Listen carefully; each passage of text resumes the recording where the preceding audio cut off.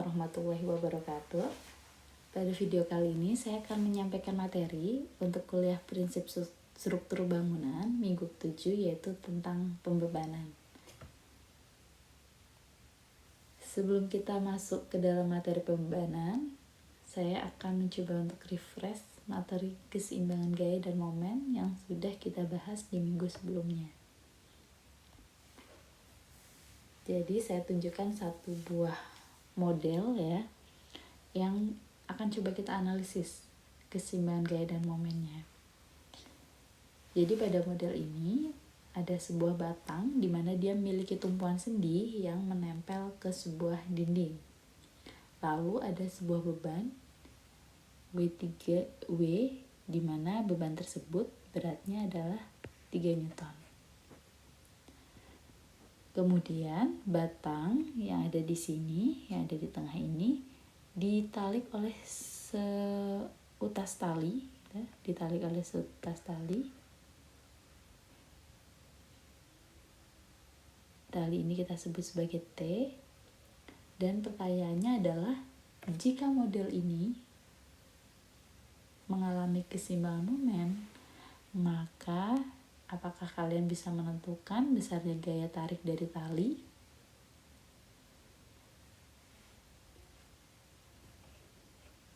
Ini penjabarannya. Yang pertama, karena tali ini miring, kita perlu mencari gaya yang tegak lurus, karena untuk mencari momen itu perkalian antara gaya dengan lengan momennya, kita harus menggunakan gaya yang tegak lurus dengan titik tumpuannya. Sehingga tali T tadi harus kita jabarkan ke dalam gaya-gaya yang tegak lurus dengan tumpuannya di sini. Ya, tegak lurusnya berarti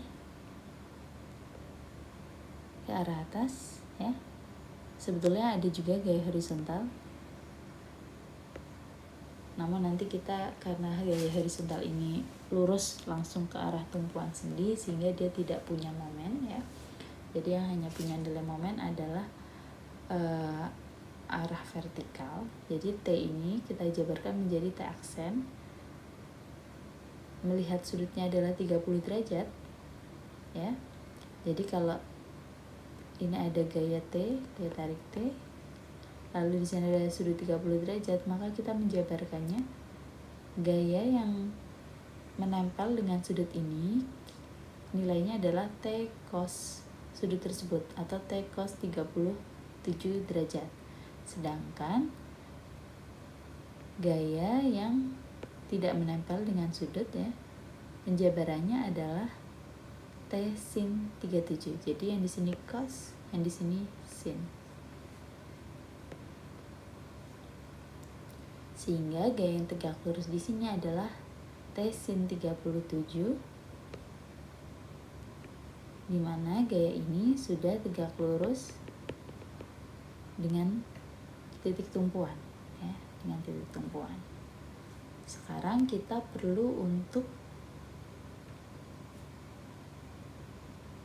menghitung gitu ya, gaya-gaya yang bekerja di dalam model ini dengan asumsi bahwa model dalam kondisi seimbang.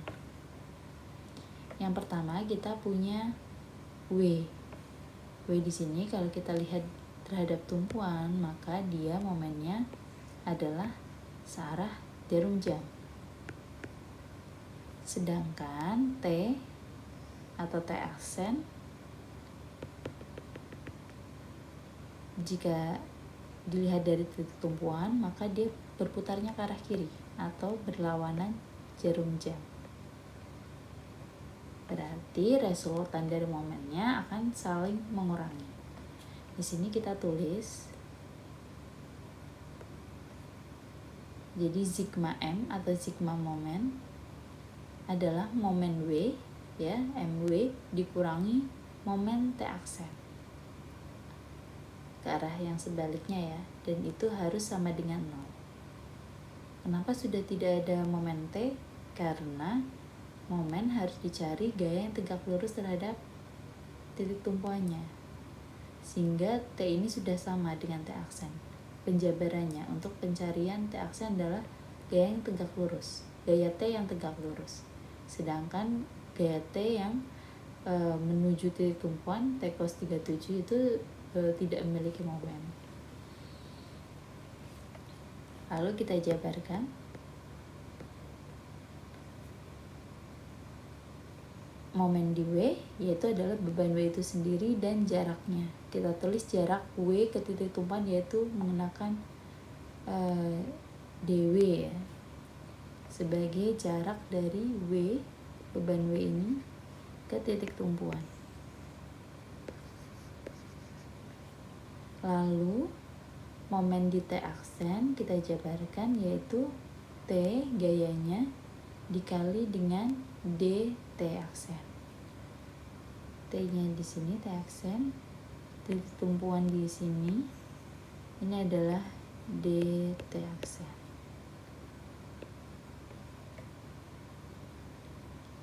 Di bawahnya kita jabarkan lagi karena T aksen belum kita ketahui. Yang kita ketahui adalah yang kita cari gitu ya, atau diketahuinya arahnya gitu, belum nilainya, adalah T. T aksen jika dijabarkan dalam T yaitu dia T sin 37 ya. Jadi di sini T aksen itu T sin 37 sama dengan. Lalu kita masukkan nilai-nilainya. W nilainya adalah 3 Newton. Jarak dari W ke titik tumpuan adalah 4 meter. 4. Lalu T sin 37 derajat, T-nya belum diketahui, sin 37 derajat di sini. Sin 37 adalah 3/5. 3/5 dikali jarak dari T aksen ke titik tumpuan atau DT di sini adalah 4. Ya, jadi di sini adalah 4. 3 kali 4 12. T 3/5 ya, atau T kali 3/5 dikali 4 adalah 12/5 T. Lalu kita bisa pindahkan T-nya jadi menjadi 12/5 T sama dengan 12 Newton. Kita bagi ya, masukkan bawahnya 12 Newton dibagi 12/5, maka T adalah 5 Newton.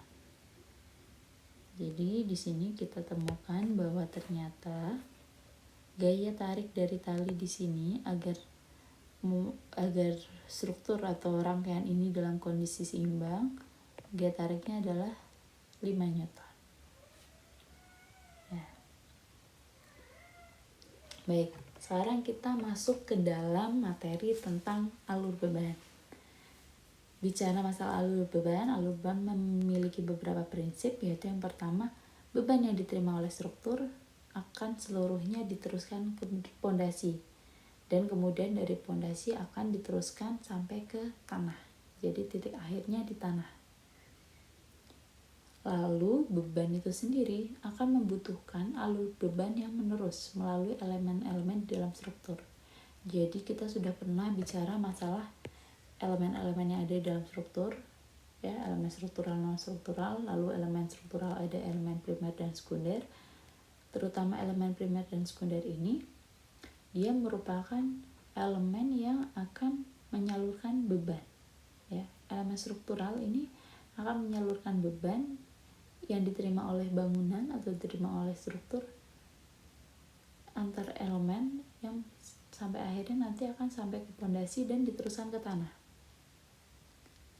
Dan masing-masing dari elemen struktur ini di sepanjang alur beban harus memiliki kekuatan dan kekakuan yang cukup. Jika tidak, maka strukturnya bisa kolaps ya, atau hancur seperti itu. Ini adalah penggambaran paling mudah terkait alur beban. Jadi jika ada seseorang duduk di sebuah kursi ya,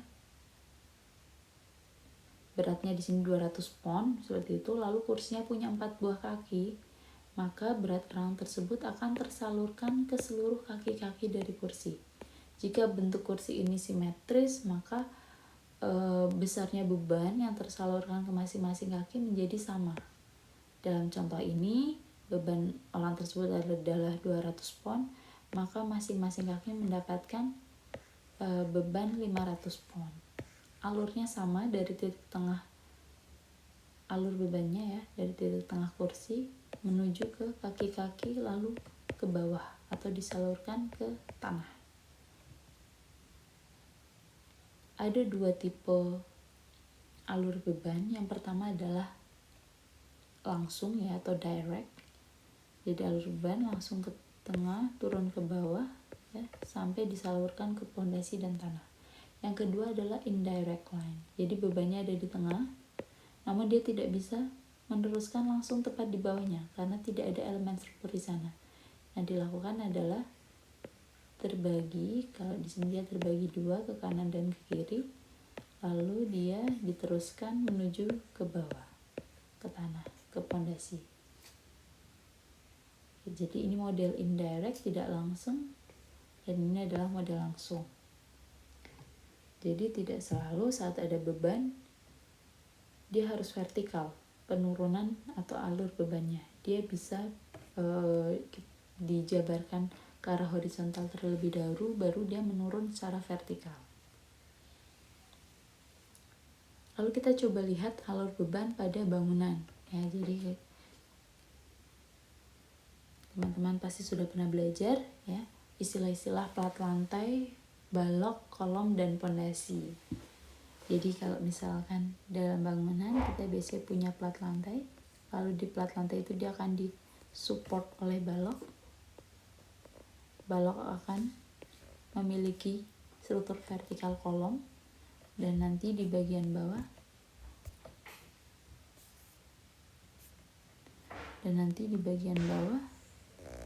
akan diteruskan sampai ke pondasi.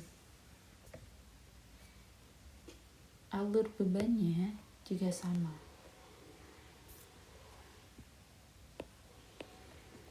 Beban ya, manusia misalkan sebagai beban hidup itu dia berdiri di atas plat lantai.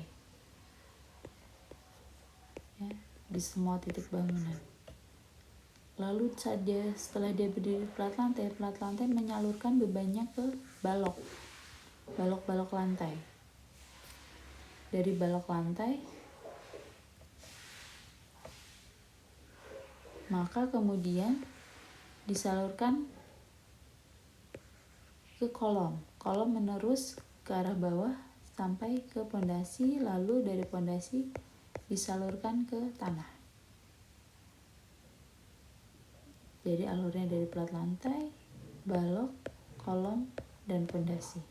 Ini secara sederhana seperti ini.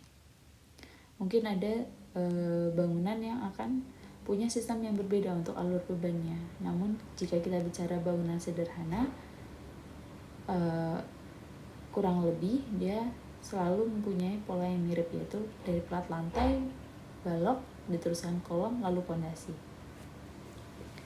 Lalu di minggu kemarin kita sempat membahas dua buah model ya. Model dengan dua tumpuan dan satu tumpuan. Jadi kalau kita melihat ke model ini, kita juga bisa menganalisis alur bebannya. Ya. Beban yang pertama ada di titik ini, tengah ya. Bebannya harusnya ada di sini. Di model yang kedua juga di tengah di sini. Lalu kalau kita lihat alur bebannya, di model yang pertama dia model indirect ya, tidak langsung, terbagi kanan dan kiri, lalu diteruskan ke bawah pada dua tumpuan. Pada model yang kedua, beban ada di tengah-tengah batang, dia juga sistemnya indirect, disalurkan ke tepi menuju ke titik tumpuannya yang hanya ada satu, lalu diteruskan ke bawah. Seperti itu alur bebannya. Lalu ini ada contoh jembatan. Jadi untuk bicara masalah alur beban ini paling mudah kita menggunakan contoh jembatan. Jembatan di sini kita bisa lihat bahwa dia punya dua buah kolom. Nah, kalau kita bicara masalah jembatan, beban utama jembatan ada di mana? Beban utama jembatan itu tentunya ada di jalan jembatannya itu sendiri ya, karena akan ada kendaraan di sana, akan ada manusia berjalan di sana.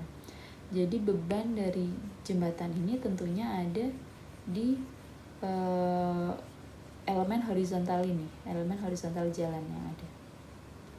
Lalu kemana alur bebannya bergerak?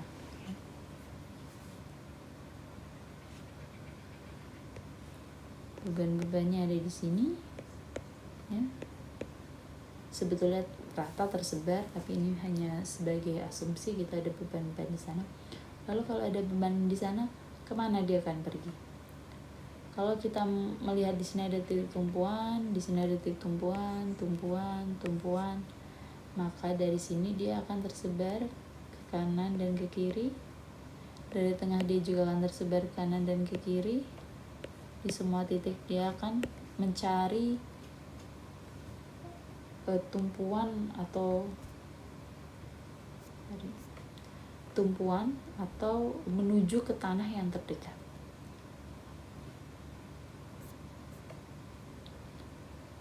Setelah dia bergerak ke samping, dia akan turun ke bawah karena di sini ada kolom.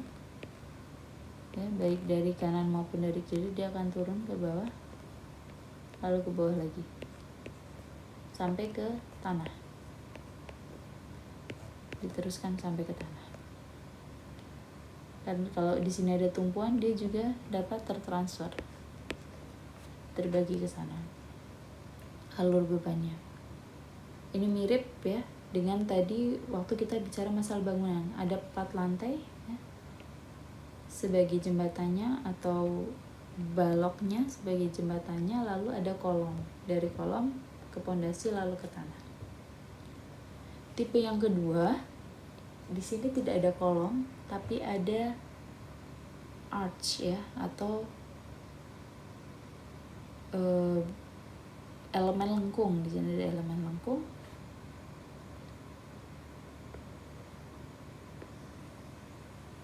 Ada elemen lengkung ya yang menggabungkan keseluruhan dari jembatan ini. Lalu bagaimana alur bebannya ya? Jadi kita katakan beban itu merata ada di seluruh bagian dari jembatan ini.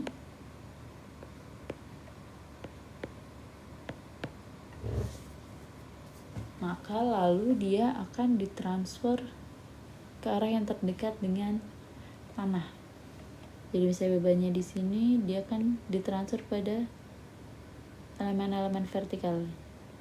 Kalau dia belum bertemu elemen vertikal, dia akan ditarik ke kanan dan kiri, lalu turun ke elemen vertikal. Di sini dia akan menuju arch-nya ya. Arahnya ke sana, arch-nya ini terus menurun, lalu sampai ke bawah dan disalurkan ke tanah. Semua yang melewati arch ini dia akan diteruskan ke tanah. Jika dia belum ketemu bidang vertikal, dia akan disalurkan secara horizontal kanan dan kiri sampai dia menemukan elemen vertikal atau elemen yang bisa meneruskan gaya tersebut ke tanah. Nah, ini adalah contoh yang kedua ya. Jadi dengan arch itu sebagai elemen utamanya untuk menyalurkan beban dari jembatan ke tanah. Contoh yang ketiga, ini suspension bridge ya. Di sini sebetulnya bagian penting dari jembatan adalah ini ya, bagian jalannya di mana kendaraan bisa lewat. Ini adalah bagian penting dari jembatan. Struktur vertikalnya yang menyalurkan beban dari jembatan ini ke tanah yaitu adalah struktur vertikal yang ada di sini. Kolom-kolom berbentuk seperti huruf H. Ini adalah elemen yang dapat menyalurkan beban dari jembatan ke tanah karena dia terkoneksi dengan tanah. Lalu apa masalahnya dengan desain ini? Kalau anggap ini sebuah batang kecil dan bentangnya sangat lebar, lalu ada banyak kendaraan ya atau banyak beban di tengah-tengah dari jembatan ini, maka dia berpotensi untuk mengalami lendut ya, atau perubahan bentuk. Jadi yang terjadi mungkin jembatannya bisa lendut ke bawah. Dia terjadi lendut ke bawah. Lalu bagaimana caranya untuk mengurangi lendut tersebut? Untuk mengurangi lendut tersebut, maka ditambahkan suspension ya, atau kabel. Kabel-kabel ini ditarik ke atas ya. Lalu ada kabel-kabel kecil yang mengikat ke bawah untuk menahan jembatan.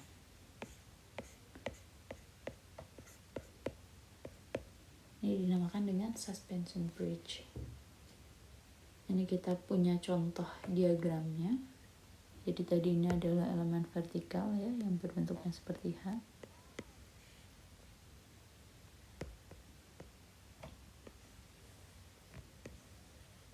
Ada dua elemen vertikal di sini sebagai contoh. Lalu ada tali atau kabel yang menarik ke atas. Lalu ada kabel-kabel kecil yang menahan jembatannya. Lalu bebannya sendiri terutama ada di jalan atau jembatan yang memanjang secara horizontal. Beban ada di sini. Jadi kalau mau kita gambarkan, maka dalam jembatan ini akan ada banyak beban di banyak titik. Alur bebannya setelah itu dia diteruskan secara horizontal. Ada yang horizontal ke sana, dia karena ini ada titik tumpuan di ujung, dia horizontal ke sana, diteruskan ke tanah. Namun juga karena jembatannya sangat panjang, ada beberapa gaya yang diteruskan ke kolom vertikal. Ada beban yang diteruskan ke sana.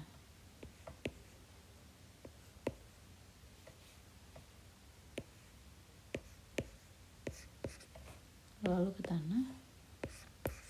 Dan juga ada beban-beban yang ditarik ke atas. Suspension ini dia bebannya ditarik. Jadi untuk membantu jembatannya agar tidak lendut, dia tarik ke atas. Lalu ke kabel utama. Dari kabel utama ke kolom-kolom penyangga.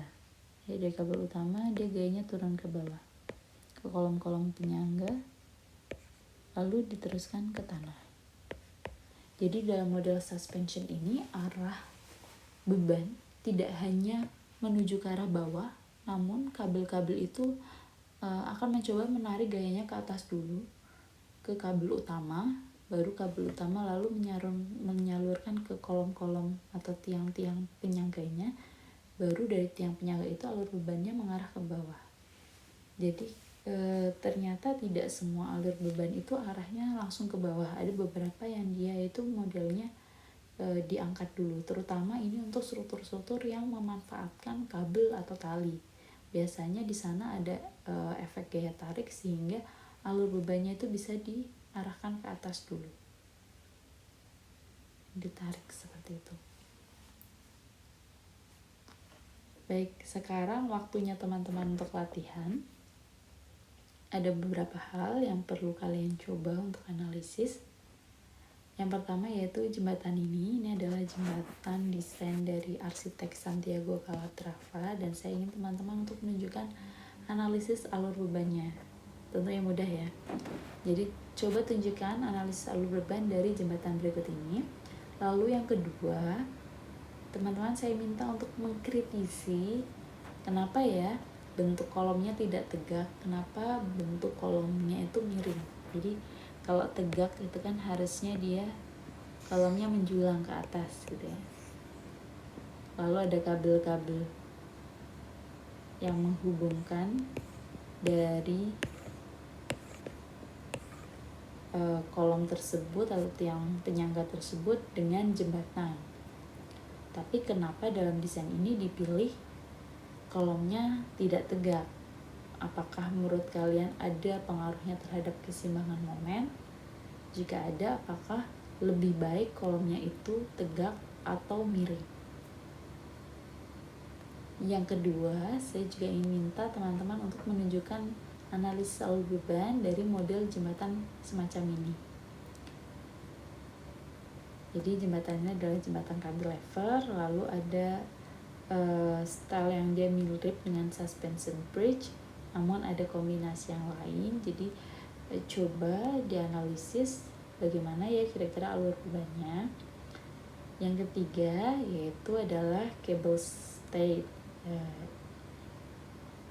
Ini juga mirip dengan suspension bridge. Jadi saya juga ingin teman-teman menganalisis bagaimana alur beban dari jembatan berikut ini. Baik, sekian ya, sebenarnya sekian untuk materi tentang pembebanan. Coba dikerjakan untuk latihannya sehingga kalian punya waktu untuk mengendapkan materi ini dan juga untuk mencoba menganalisis alur beban dari beberapa tipe struktur yang ada. Baik, sekian dari saya. Terima kasih. Mohon maaf jika ada kesalahan. Assalamualaikum warahmatullahi wabarakatuh.